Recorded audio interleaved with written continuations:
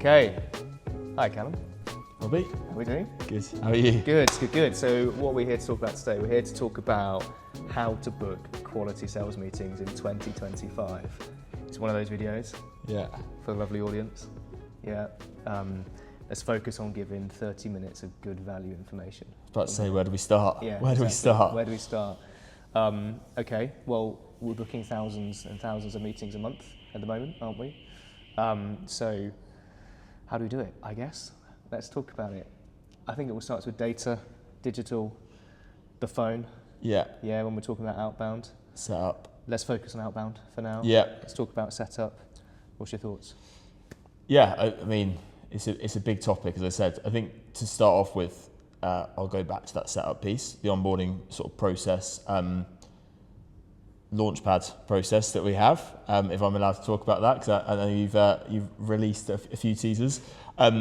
For us, it's about getting to know our clients, getting to know who we're representing, what they want to achieve out of the partnership, which is obviously qualified sales meetings, but who we're targeting, into which industry, region, which persona. And once we've got that targeting right, we've understood what a qualified sales meeting looks like to them, so the qualification criteria that we then pass to our SDRs to leverage over the phone. It's then moving on to, as you rightly said, data, getting that absolutely right, so making sure that we're intelligent in the way that we're sourcing our data. We're targeting people that are active on the digital channels, that have responded on the digital channels in the past, have shown at times some level of intent through our intent sources as well, and then arming our platform, our digital channels, so LinkedIn and email, and then the SDRs with the right data to be able to go out there and convert at a decent rate, because that's an absolute key for us, is making sure that we're having the volume of conversations that we need, but then also converting off the back of them. Okay. So that's where I would start saying that's our key, set up, and then the data work that goes before that, and we put a lot of time, and a lot of our process is focused on that start. And I think any sales team, it's obviously critical to be set up for success, but if you don't get that initial onboarding process and setup process correct, then I don't think any of the outbound activity that then follows is going to be worthwhile. Yeah. So I would say to anybody watching this who might be a sales professional themselves, obviously the answer would be come and outsource it to somebody like us. But if you're trying to do it yourself, just remember in setup, I always say it's a bit like a rocket ship. If you set up wrong and you go and do all the activities, you very quickly, you end up miles and miles out. It's just a few angles out. It's a time wasting thing, isn't it? I think you, at some point you'll recognise that you're going wrong. But for us being obviously an outsourced option, it's in our interest, and obviously in the client's interest and the customer's interest, that we start off as quickly as possible. That's again a big focus for me and the team, which is, can we hit the ground running and not have to realign and readjust 2-3 months down the line, which is what I imagine a lot of businesses, especially at sort of infant stage, have to do, because they don't necessarily spend enough time on understanding who they're targeting, going out there using the right data sources, the right data providers and intelligent data, as I mentioned there, and then actually setting their team up and what they're about to then carry out in terms of outbound activity correctly. Yeah, okay. I think in 2025 there's three fundamentals. I don't think it's ever going to change, but it's around how you set up. Then it's about how you get the attention, which we can go through, and how you actually book qualified meetings. And then it's what you do when you've got that meeting booked as well, which is all around quality, etc. So if we were to break it down into those three, again, everything changes pretty much every quarter at the moment, I would say, in terms of the best methods, the best way to get attention. I think we should do a whole another video perhaps on setup, but the fundamentals in that is getting the right people at the right time with the right message and the right approach. And there's loads of ways we can do that in data. Despite what the market tends to think, it does take a lot of skill and expertise to be able to really land properly with the right person at the right time. There is 2024 we saw, I get 20, 30 cold emails a day now that just, like, I'm never going to respond to them. never ever going to respond to them. Whereas the ones I do respond to, actually starting a conversation in a good way, for example. So what do I mean by that? I mean, there's been this big diaspora, I guess, of people being able to get access to tech and try and SaaS solutions and using bad data and just doing a very sloppy job of setup, basically, and causing quite a lot of damage for themselves and for the market, I would say, which then means that you need to focus on quality and how you actually get the attention. So I think gone are the days of spraying and praying, gone are the days of volume. just cold email and cold LinkedIn. You've got to be a lot smarter with it. I guess for the guys watching this, it's going to be, okay, it's easy for me to say that, but what does that actually mean?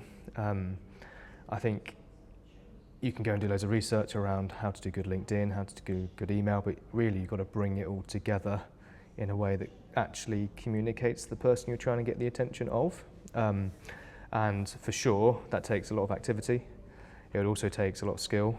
And one thing is for sure is right now the phone is by far the most powerful way to engage with somebody, then qualify them properly, build some trust with them, and actually put them into a quality meeting to then progress along the pipeline as well. So as you outlined earlier, there's definitely, 2025 is definitely all about using digital channels to maybe start a conversation, do really high-end, top of funnel work, and then the middle of funnel for outbound is driven by the phone and the quality of how we use the phone as well.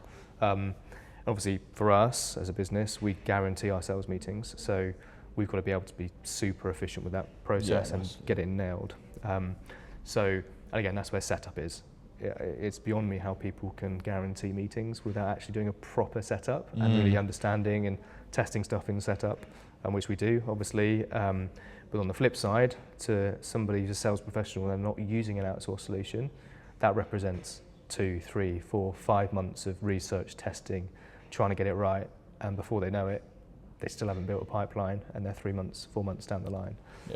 So I'd say 2025 is definitely the year of finding experts who can deliver good data for you, can do a good harmonious top of funnel with digital, and then it is all about the phone. Who can be best over the phone? Who can be best over the phone. And also, how do you set somebody up to be good on the phone?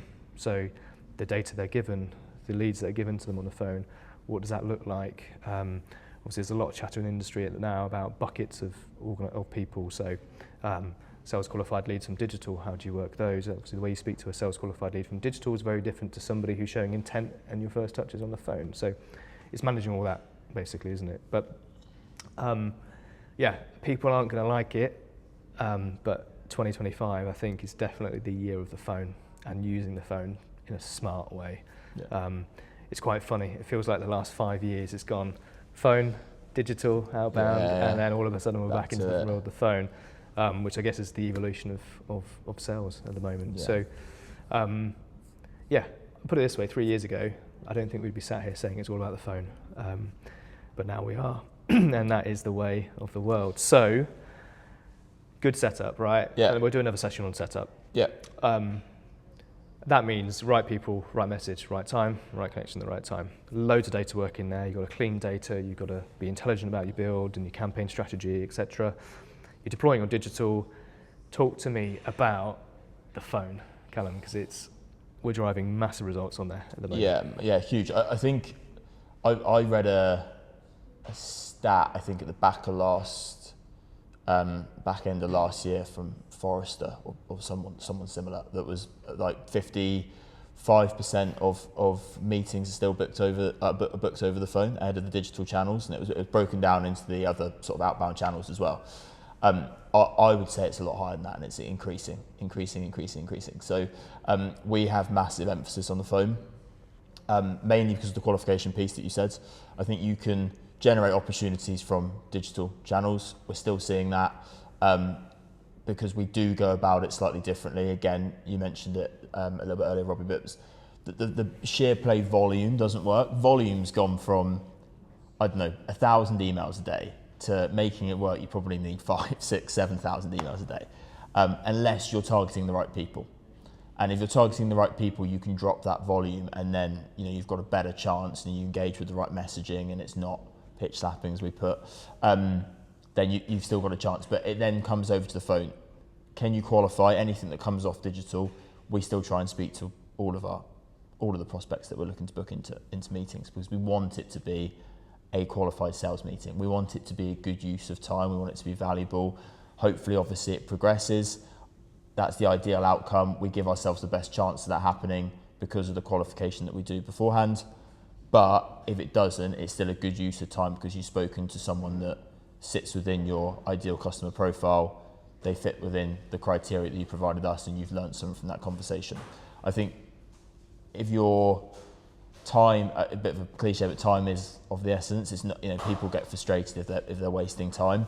So I think a big thing for sales directors, business owners, is the time that I'm allocating to new business and sitting business meetings is that, that needs to be as valuable as possible. And I think that's one thing the phone does guarantee, is that you are going to be able to have those conversations. You're going to be able to ask the prospect the right questions, whether that's just generic qualification and asking around their pain points, their current focuses as the projects, whatever that might be, but also if it is actually just yes and no's criteria about how many company information or project information that is very either numerical or yes no's. As I said, we can tick off both of those. We try and tick off both of those because we know that if we're committing to qualified sales meetings, we need to be giving those across. And that only comes from the phone. And that's the qualification piece. But in terms of just sheer volume as well, I've always been a little bit restless, so the phone suits me because things happen quicker. There's urgency behind it. I like the fact that you enter a day, you can then go down, and we talk a lot about conversations and hunting down conversations with prospects. That is in your control. And actually, if you hit the 20 conversations a day, which is what we KPI the team towards, then there's every opportunity of speaking to the right people with the data work and the setup work that we do. So all of a sudden, it can turn into a really exciting day, and you can be sat there at the end as if you've got an internal team, but also a client of ours, you can be sat there at the end of the day having 3 or 4 opportunities that didn't exist at the start of the day. And I think that's something that, again, the phone allows you to do. Absolutely. And people are more responsive, I would say, at the moment. Yeah. And that's exciting. And I think that it also, as well, I'm rambling on now, but it also does, Robert, you sit obviously meetings for Centram, and you speak to people that are looking to use services like ours. Carries a bit of momentum into the call, I think, as well, doesn't it? There's a bit of excitement. They've spoken to someone from your organisation or someone who's representing your organisation. They've represented it well. They've communicated the value very well. You've had a good conversation. You've had a very human-to-human interaction, and that only then accelerates the momentum towards hopefully what the end goal is. Absolutely. I think the key thing is, if you're talking about momentum, okay, so there's loads of tips and tricks around when you actually get somebody on the phone. How do you take them through what we would call a playbook internally here? So how do you actually get to a good quality meeting setup? Again, I think that's a whole different topic. I think you've got Dan from our team. You're going to do a session on that with them. So look out for that one, guys. But really, the secret sauce in a sales meeting, because anybody can book a sales meeting, but it's all about a quality sales meeting that's going to convert into a deal. It's got a very high chance of converting into a deal. So that all comes around setup, of meeting. What do I mean by that is qualification criteria, first and foremost. So, for example, here, you have qualification criteria in the data, in the main setup, when we're setting up the campaign. So, right people, right intelligence, right contact details, etc. Then you have qualification questions when we're actually engaged. So, our team will always ask, it's 3 or 4 qualification questions in the conversation they're having, if they can, And the trick isn't, it's really hard to do, but not do it robotically. You need to do it naturally, and permission-led selling is working very well in the industry at the moment. So, for example, it's really simple for us. We understand where they are on their new business journey. Do they have an appetite for more new business meetings at the moment? And then we'll ask a couple of questions about the how we're currently deploying, or how they're currently deploying. Very hard to do on a first call with someone, so you've got to be very skilled to do that. And I know we've got some insane qualification questions that are being asked for our clients as well, which is really cool to see that working through. Now, why is that important? Twofold. One is it enables you to build very quick kind of positioning with the client, i.e., so the prospect on the end of the phone, i.e., okay, these guys know what they're talking about, they really care about me, etc. Yeah. Two is inherently, when you set up a sales meeting, okay, you're normally setting up that sales meeting for somebody else to sit. Yeah. Yeah. So we work very heavily in enterprise level SaaS, cybersecurity, digital transformation, financial services, fintech are our main areas. Yeah. The people that we are talking to, the end customers, yeah, are inherently very closed off people. They're very skeptical. They are decision makers. They are CISOs. They are chief revenue officers. They are people that know what they're talking about. Yeah. So you've got to treat that with respect and give them a quality call when you speak to them. So that's great. But if I've got an SDR in my team, okay, and we see this in our client bases, they will have a few SDRs booking meetings and they'll employ us as well, Yeah. Which we like because we normally like to outflank the Yes. SDR team. Yeah. But what you find is you normally have an SDR booking a meeting and then you have a sales director or a VP of sales or an AE sitting the sales demo, right? So quality of meeting, how do you get from an SDR booking a meeting to an AE or a senior salesperson, whoever is going to do the pipeline and run to a closed deal? How do you make sure that's joined up? Because you've got a conversation happening here, yeah, and you've got a prospect who's going to go from person A to person B, right? And that is all around, if you get the information on the call, yeah, fantastic. How do you get it over, right? You've got to make sure that the handoff over to the person sitting the sales call is getting all the information. Yeah. We also have really good things internally here where we are using AI to assist the humans in making the calls. Yep. Yeah.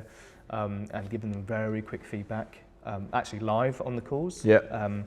So the AI is actually assisting the SDR on the phone to say, okay, prospects asked this, Yep. maybe suggest that. And this is how to progress it to a successful meeting. The other piece is when you book a meeting, you can get the transcript from the call very quickly, get the AI to summarize it for the salesperson. So there's a really slick handoff with all the qualification questions, icebreakers. Yeah. I mean, I had one yesterday. Yeah. I was going to ask you about this. It told me that the lady in question was renovating her house and she'd bought a particular type of tap. Okay. Complete middle class thing to be talking about, but I happened to research the maker tap. It's the one I got at home, and I said, "Oh, how are you getting on with this little thing?" And it's just like the hot water thing, and she said, "Oh, it's great." Instant rapport. Right? Yeah. That is a quality sales meeting. So, just talk me through that a second. What is a quality setup to a sales meeting, and then maybe let's go into the whole principle of human supported bit by AI, because I think the industry is and salespeople are coming at the use of AI wrong at the moment. Agreed. They're using AI at the top of funnel, and people can smell it. They can see that that's been generated by AI. Really, you need AI supporting the humans going forward. So let's talk about good setup a sales call, and then we'll spin off into human supported AIs. Yeah, I think to touch on the icebreaker piece to begin with, and sort of a good setup from SDR through to AE or sales director, whatever it might be. I would stress that comes from the rapport and the relationship that's built at the beginning of a prospecting call. I don't think you're ever in a position to potentially understand something personal about a prospect or even have that conversation unless you're building a rapport and you're entering the conversation in the right way. And I think you mentioned it a second ago, Rob, but the permission-based opener allows us to do that, focusing the first minute of a prospecting call on building that relationship that actually then, as you progress through the conversation, qualification becomes a lot easier because they're more open to sharing their projects, their priorities, their pain points, but then also they're telling you little things like the house renovation that then we then hand over to yourself, or internally here at Centrama, our sales directors, or the client. And I think that's a really important piece just to mention, that actually, before I move on to AI, that human touch at the start is just absolutely critical to then discovering the right information from a qualification perspective, but also knowing something and building that relationship with a prospect that then when they enter the call with the next touch point at your company, it's easy for a transition, but also they're actually entering it probably guard down. They know it's going to be friendly, it's going to be the right intentions and everything else that comes with it. Onto the AI piece, again, I think I completely agree, people are using it incorrectly or not necessarily leveraging it in the right way. There's a couple of things that we do. As you rightly said, Rob, we have a tool that integrates, supports the team live on call to be able to make sure that they're positioning our clients' products, solutions in the right way and handling objections and staying in value when it's quite easy to be distracted and pulled from pillar to post on a prospecting call, for one. And then secondly, when we talk around the handover, again, a tool that analyzes our calls, makes sure that it's picking out the key, valuable, actionable insight that's come from that call, and then putting it in a way that makes it easy for the client or the person that's sitting in the sales meeting, so that they can leverage it. And I think at the moment we've got a really nice balance where we know the value of AI and what it can do for us, but actually we are still very human led. Our SDRs are our greatest, our best tool, our most effective tool, and actually the work that we do behind the scenes is all around arming them with little bits of technology and support that's only going to make them more successful and, end goal, but book better qualified sales meetings because they're just having better conversations and they're asking more targeted questions and they're building rapport better at the beginning of these calls. So yeah, that's how the journey that we've sort of gone on, I guess, over the last 6 months, and we'll continue to go on because I know there's some exciting things planned. But that's what I would say is how you should be focused on leveraging AI in sales at the moment and in the current environment. I think more and more it will get there. It's going to go that way. You've already said, over the phone is again rearing its head in terms of the most effective outbound channel. That will continue to happen through 2025. This is a great prediction.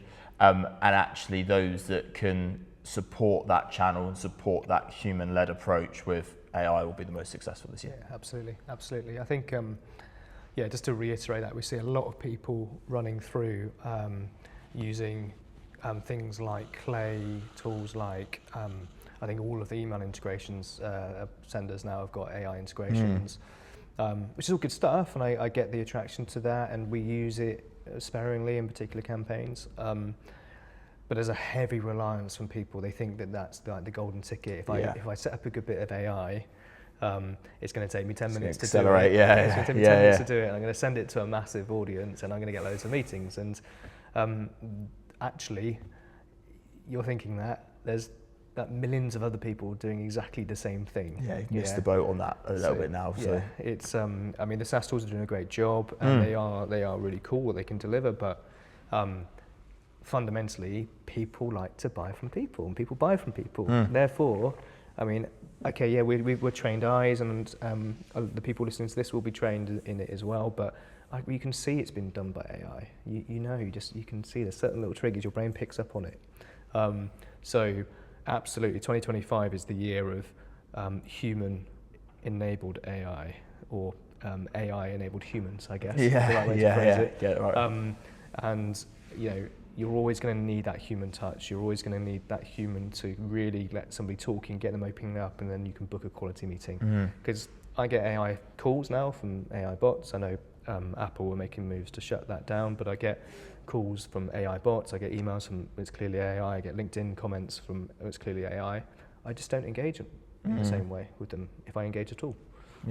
Whereas if somebody picks up the phone, they're good, and they speak to me, or I can clearly see somebody has engaged with me on LinkedIn in a good way, then I'm in. I at least give it 30 seconds, and that's really what it takes. 30 seconds, you open the door, and then you build from there. AI is not capable of that yet. So we're talking about 2025. We're talking about 2025. So really cool things, and it's definitely the year of quality as well. There's a big shift in terms of quality. Now, don't get me wrong, sales is always going to be a numbers game, yeah, but it's about, okay, how do you use quality to increase those numbers? So quality in data, quality in insight, quality in the methods you're using. That's only going to mean that you're putting less activities in to get more meetings, yeah?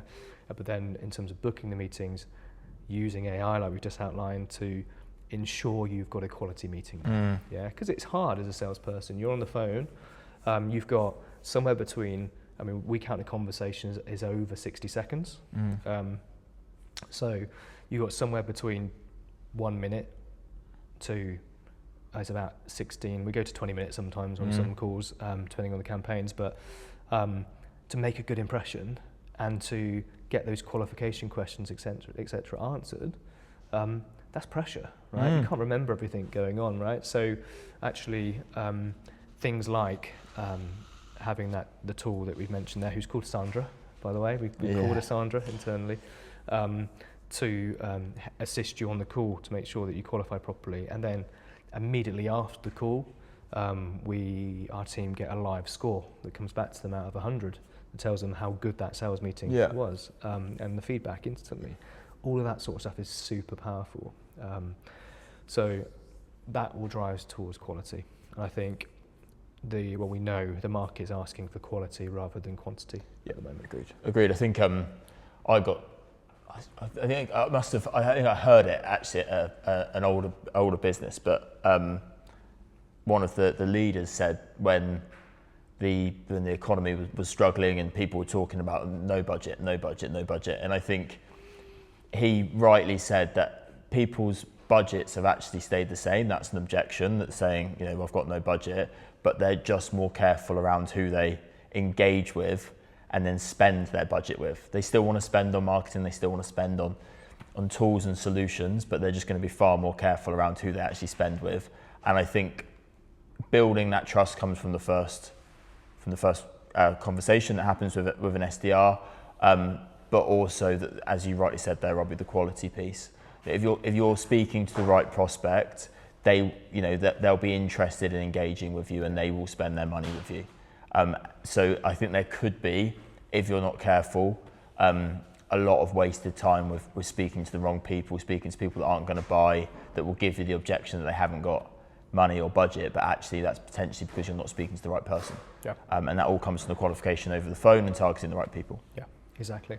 So there's a whole piece of work around there on, and the marketing leaders and sales leaders listen to this will know this, but there's always 3% of your total addressable market who's in market right now for your solution. And then you can build on that. You've got, it depends on who you look at, but it's between 12 and 10% are going into market. Then you have the whole funnel, basically, of awareness, et cetera. So the trick is, okay, how do I use my outbounding activity to qualify that they're in that 3 to 20% who are likely to buy, qualify them in and get quality coming in. And if they're not in that 3 to 20%, then, okay, what can I do to maybe nudge them along a little bit? Yeah. What can I do to understand where they are right now and get them engaged as a sales qualified lead? So if somebody turns around and says, okay, yeah, this all sounds great, Callum, but we're not going to review this from a budget perspective for another 6 months. Golden. Like, they're saying, yeah, we'll consider it, but not for another 6 months. It might not be a meeting right now. I mean, we're recording this in January 2025, but to me, that will be a meeting that converts in 2025 if you play your cards right. So, okay, what do you do about that? Now, from our perspective, obviously we sell our clients qualified meetings. That's our end product, yeah? So actually, that doesn't become billable for us as a unit, but it's incredibly valuable to us and incredibly valuable to our customer. If you look at that from a sales pipeline point of view, it's incredible value to the SDR who's doing the calling, and incredibly value to the AE, or the sales director in 7 months' time, right? So you've got to go, okay, I've had that conversation. What do I do about that conversation? Have I qualified where they are? Have I got value back out of it? I've understood the situation. How do I retain that sales qualified lead and then make sure I re-engage at the right time to make it into an appointment? I think there's a lot of wastage in the industry where people go, oh, it's not a meeting, therefore there's no value in that conversation. There absolutely is, but you need to make sure you're on it, basically. Yeah, agreed. I think there's going to be quite a big shift around that as well, particularly on the phones, hopefully. So, yeah, what else have you got to add in terms of 2025 and predictions? I think we've covered a lot of it. I think it would be interesting to see where we are sat here in 6 months' time, going what we've learned and what's to come. But I think we've outlined the sort of key fundamentals. I just think, as we said, it will just, the phone trend will continue. We will be spending a lot of time and resource in continuing to develop our SDRs, their ability to convert and have the right conversations on the phone. And I think other organisations that do that internally will see the most success over the next 6 months. Yeah. And again, as we've said, I think the quality piece, being qualified and actually making sure that it's a good use of everyone's time, again, will be a big focus, because there's a lot going on. It's an exciting time for a lot of businesses, so making sure that you're spending your time wisely, and the sales calls that you do join are worthwhile and opportunities for yourself and the business. Absolutely. So I think there is no magic bullet, right? You've got to put the work in, you've got to put the activity in, you have to look at using the right partners or the right tools, and keeping up with the industry, because it is changing rapidly at the moment. The one thing I would say to anybody watching this right now is there is a way to guarantee sales meetings. There absolutely is a way to guarantee sales meetings. But to guarantee sales meetings, you have to put a lot of activity in. You have to know your conversions. You have to know how people are going to respond, et cetera, et cetera. So that takes months of research if you're going to do it yourself. Obviously, you can come to partners like us and we can deliver it very, very quickly. Using scale and using our team. And then guaranteeing meetings is all about, okay, how do you guarantee a sales meeting? What is that funnel coming through? Obviously, if you're employing somebody to come in and do it for you, they can't guarantee it on their own, okay? But if you are going to use a partner, you need to make sure you use the right partner who's setting up properly and has got the right tools, the right tech, the right data, the right team to actually, and expertise in the industry as well, that you operate in, that can book that meeting, guarantee the meeting, but then there's also focusing on what happens after the meeting, i.e., okay, we're booking you meetings, but are they carrying forward into deal flow? And that's really key, really key. We see and hear and interact with a lot of people that are booking meetings, but they're not really sales meetings. They're meetings that might sound good on paper, but when you get into the nub of it, the setup. And then that leads into having to realign 2-3 months down the line, time wasted, resource wasted, money wasted. So agreed. Cool. All right, guys. So hopefully you found some value in that. Thank you, Callum.